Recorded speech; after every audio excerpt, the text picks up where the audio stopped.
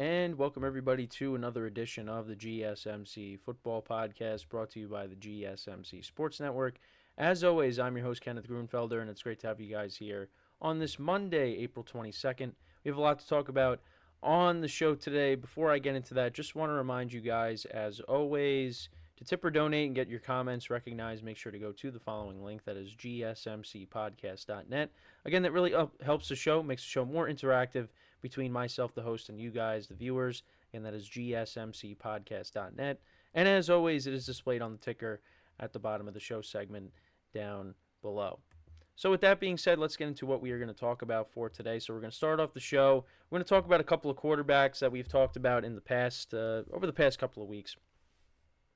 Mainly Dak Prescott. I know did a Trevor Lawrence segment not too long ago as well, but we'll talk about them, some recent things regarding their contracts and some things that they had to say, or at least Dak Prescott had to say on his future and his openness to playing elsewhere after 2024 if him and the Cowboys can't agree on a long-term deal. So we'll get into all that in just a second. Then in the second part of the show, we'll talk about a pair of running backs that went to new teams this offseason. We'll talk about Derrick Henry and him wanting to win a Super Bowl with the Ravens in 2024, as well as talking about the Texans and their comments on getting Joe Mixon and hoping that Joe Mixon can be someone that sticks around for many years to come in Houston. Then in the third part of the show, we'll talk about another team that I've talked about a lot over the last couple of weeks, and that's the New York Jets. A couple of things with them regarding Zach Wilson and what the current situation is with him, as well as what the Jets are going to do with their first pick, because there's a few things that they could do. So we'll get into that, because the draft is this week, believe it or not. So we'll talk about that. And then in the final part of the show, we'll talk about Marquise Brown and now his importance in the Chiefs bringing him in. So we'll get into all that. And we'll start off the show by getting into talking about these two quarterbacks here in Dak Prescott and Trevor Lawrence. And again, Dak Prescott is someone that I've been talking about a lot. Other shows here on the GSMC Sports Network I've been talking about a lot in this situation because, again, it's kind of a big deal. Whether you like the Cowboys or not, they're going to make headlines. And this is one of the storylines going into the 2024 season. And once the season's over, we'll see if Dak Prescott gets his money. But he did have some interesting things to say regarding the whole situation in Dallas. So I wanted to touch upon what exactly he said. And this is what he had to say recently. I'm not going to say I fear being here or not. I don't fear either situation, to be candid with you. So that's, again, his openness to possibly playing somewhere else in 2024. He said, I love this game and love to play and love to better myself as a player and my teammates around me. Right now, it's with the Dallas Cowboys. It's where I want to be, and that's where I am, and that's the focus. And after the season, we'll see where we're at, and if the future holds that, and if not, we'll go from there. So that's what he had to say regarding whether he could stay in Dallas or he can end up playing elsewhere. So it is a big deal, and this is some other things he had to say. However, or honestly, I'm focused on the moment, on the now. If the talks begin and real talks get to happen, sure, we can talk about getting that done. But in this case right now, I'm worried about being better than I am at this moment. So leaving that up to my agent and Jerry at this point. So again, that just has to do with more on the contract negotiations. He's focused on this upcoming season, which is kind of something similar to what Trevor Lawrence had to say as well regarding his contract situation. So again, keep an eye on it. And Dak Prescott, his cap hit is about $55 million in 2024. And even if he does go to free agency, his cap hit will still account for $40 million. So we'll see if a long-term extension is reached. And on top of that, you got CeeDee Lamb and Micah Parsons who are going to be looking for long-term contracts as well. There's a possibility that CeeDee Lamb could even hold out for the season, so he could be looking to get a jump start on the other two guys and get his deal first. So that remains to be seen. But I know I said that Dak Prescott could be the odd man out when it comes to their top guys looking to get paid.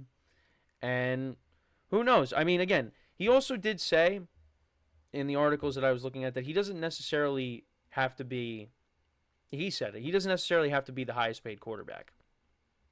And I guess that's good for Dallas because, again, we heard that number of $60 million, and Dak Prescott is not a $60 million quarterback. He's not. Again, he's probably a top 10 quarterback, but not top 5. And you give top 5 quarterbacks that kind of money. I'm not giving Dak Prescott that money. But at the same time, you also have his contract situation where even if he does hit free agency, he's going to create an enormous cap hit on the Cowboys. So we'll see, if they end up giving him the money that, he wants, but could end up being elsewhere, and he's open to it. But I guess that kind of helps the Cowboys in negotiations when Dak comes out and says, I don't necessarily have to be the highest paid quarterback, because that kind of gives the Cowboys a little bit of leverage on, okay, well, this is the price tag we're going to give you then. And we'll see if they can negotiate it out and he comes back. But again, he has an openness to, possibly be playing elsewhere. And another team will definitely give him a big contract, because you see teams and how desperate some teams can be. They can end up giving him whatever he wants because they just need a quarterback. And there's teams looking to draft guys this week. But after 2024, there's definitely going to be spots that open up where they could use a starting quarterback. I mean, you kind of have an idea of who's going to be taking the top guys. Then going into next year, going into 2025, again, like I said, spots could open up, and Dak Prescott can maybe be on the move and go elsewhere. One team I think about is the Broncos. I'm curious to see what they're going to do, because you kind of know what, again, the Bears are doing, the Commanders are doing. The Patriots, I mean, they're locked in at number 3. They should be taking a quarterback. The Vikings are probably, I saw something last night, Vikings could be looking to get into the top 10. So you figure they're going to take somebody. Then you got, like I said, then you got the Broncos. You also have the Raiders that could be in on a quarterback as well. I'm curious to see what the Broncos do. Especially after letting go of Russell Wilson. So, again, our questions will be answered on Thursday and beyond that. So, that's definitely something to keep an eye on. But that's a team that needs a quarterback. So, we'll see what ends up happening with Dak Prescott and his contract negotiations. But again, the Broncos, that's a team that could use a quarterback. But again, you got Russell Wilson's dead cap. So I don't know. Maybe that's a possible destination. So another quarterback here. Let's get into that. Maybe the Broncos aren't the best spot for Dak because of money constraints, but I don't know. That's just one team I was thinking of. Now, let's talk about Trevor Lawrence and the updates on him. So, Trent Baalke, the general manager, had some comments on Trevor Lawrence's contract.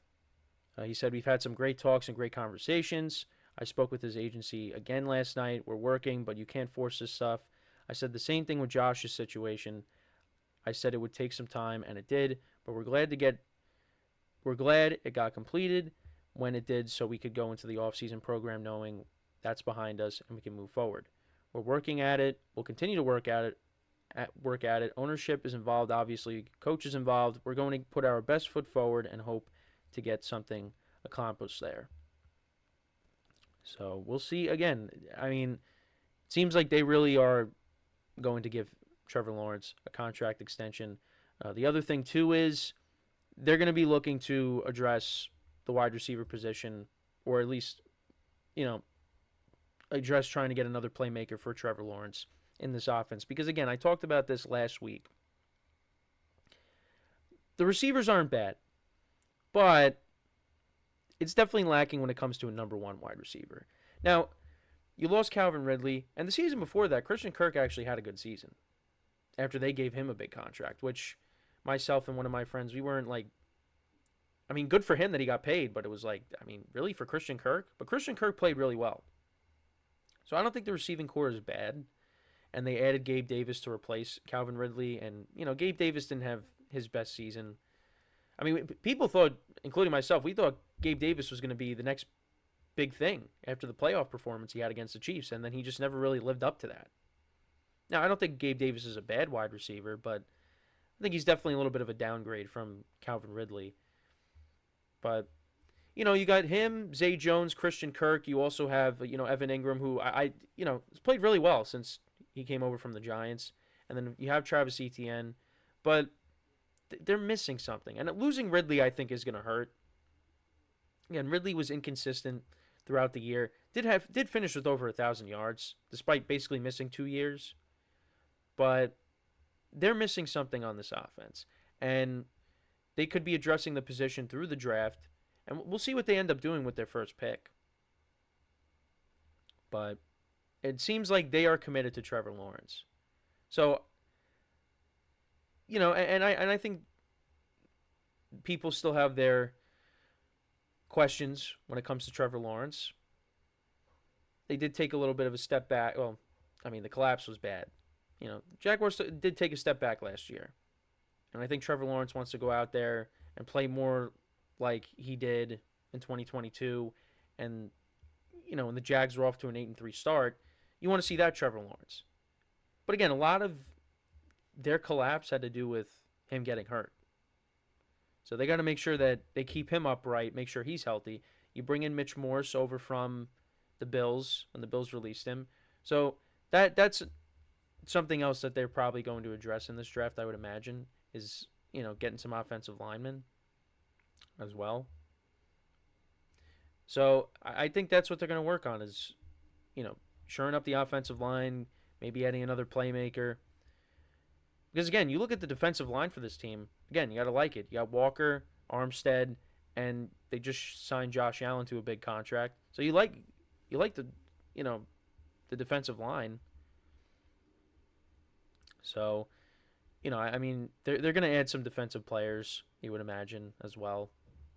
But I think really their priority is surrounding Trevor Lawrence with the best talent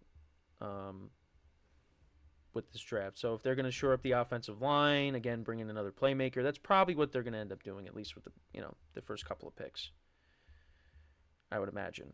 But it seems like the negotiations with Trevor Lawrence, they're moving more so than what's going on with Dak Prescott. So we'll see. I mean, both guys are going to end up getting paid, but it's possible Dak Prescott could be getting paid by a new team. So keep an eye on it, but that's really my thoughts on both of these guys. Let me know what you guys think about both of these quarterbacks. How do you see them performing in 2024? Let me know in the comments. So when we come back from our first break of the show, we're going to talk about a couple of running backs. Two running backs that ended up switching teams this offseason. One by a trade, one via free agency. So we'll talk about Derrick Henry and his comments about getting to a Super Bowl and winning one with the Ravens, as well as the Texans talking about Joe Mixon and what his acquisition means to the team. So with that being said, stick around and we'll be right back here on the GSMC Football Podcast.